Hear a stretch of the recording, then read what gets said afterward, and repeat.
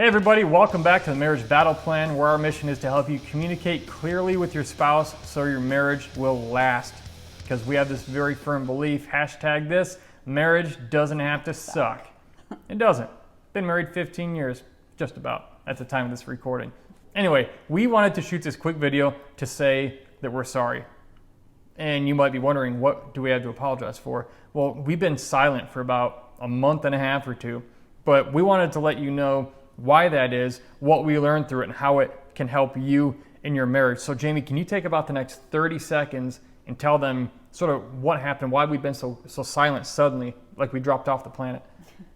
Well, March 24th, my daughter Kaylee and I were in the car, and we were almost home, and we were actually in a bad car accident. A guy ran the red light and T-boned us, and my daughter broke her arm, and I sustained some herniated discs in my neck and in my back.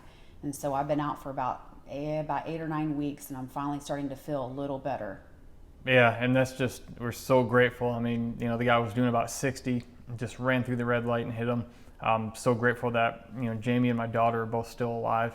And, you know, we wanted to shoot this video, not just to say, hey, here's what happened, but we've actually been able to take away or step back and look at a lesson that we sort of saw in this experience and how we handled this, which just how we handle things is how we handled it, and how it might apply to your marriage to help you handle situations in your marriage so that instead of being divided and destroyed by some unforeseen circumstance like a car accident or something else, you can actually be unified through it and get through it together and be stronger coming out of it, because that's what we were able to do, and we want to share that lesson with you.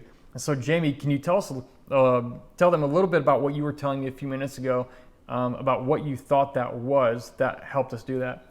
Yeah, well, like I said, the accident was about 2 months ago, and I couldn't do anything. I couldn't do dishes. I couldn't bend over.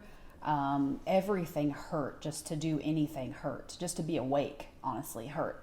And so I just realized just how grateful I am that Brian has let me have the time I need, not the time he thinks I need. But this is, like I said, it's been 8-9 weeks. Yeah. And taking the time I need to heal for myself. And he's not made me feel guilty for that. He's stepped in and has taken care of the kids and let me have that time I need to sleep and rest and heal. And so I just am so thankful that he's let me have that time to heal that I need, and he's not made me feel guilty for it. You know, and that sounds kind of insane. You know, that why would I make you feel guilty over it? Some people, they might say, what a horrible thing that is to do. But you'd be surprised, the couples we met, the couples we see, the couples we know, the things we read on the internet with feedback from when we ask for feedback, what are you dealing with? Some people, some spouses are so self-focused that maybe it's like 6 weeks into a 9-week recovery and they say, well, I need to get back to my thing. I'm not doing anything for you anymore. You should be able to pick up the slack again. Like, my mission has never been to get back to my normal before the car accident. Through this whole thing, my mission has been to get her back to her normal, get her mentally and physically healthy again, so she's not in pain every day. I've been driving her to doctor appointments, and look, I've said it before, I'm no angel. I'm not trying to glorify myself here, but some of you, your marriage would last and your marriage would be better if you would stop thinking about how much you want and focusing on what you want so much, and realize that any relationship, whether it's in a marriage or it's in combat with the man or the woman next to you, the more you care about the person next to you and take care of them, the more they'll tend to take care of you. I know there's 1% of you that married a psychopath, and you know, well, that doesn't happen. I'm the only one who gives. I get it. That happens. There's exceptions to everything. But if you're that person who tends to focus on yourself, or you just think, well, she should be better by now, or he should be better by now, whatever it is, make your mission to have them get back to full strength again and help them become healthy again, whatever it is. You know, again, when you're focused on that, people tend to reciprocate. When you give, they naturally tend to want to give back in some way. Not always, there are exceptions, like I said, but in general, people want to do that. And don't use that for manipulation, or if I do this, then he'll start doing this for me, or vice versa. It doesn't always work. But we naturally have a tendency to want to give back to those who have given to us. And my whole mission has been to help her get back to full strength.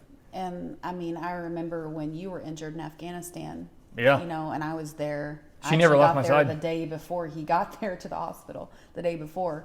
And I remember I wouldn't even go to eat. Like, I just sat there. They'd be like, hey, you need to go eat lunch. And I just was like, I don't want to leave the site.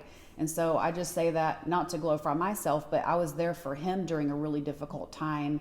And now he's able to be there for me during a really difficult time. Yeah, and you know, I really saw that too, because we haven't really had anything majorly bad in our marriage where she was in need. There was me on the front end when I was younger in the military, but now this is my chance to give back to her. So whatever it is that you might deal with in your life, I hope you take this lesson. You know, just be focused on helping your spouse take a next step forward. Help them, be there for them. Jamie and I, that's what we've done.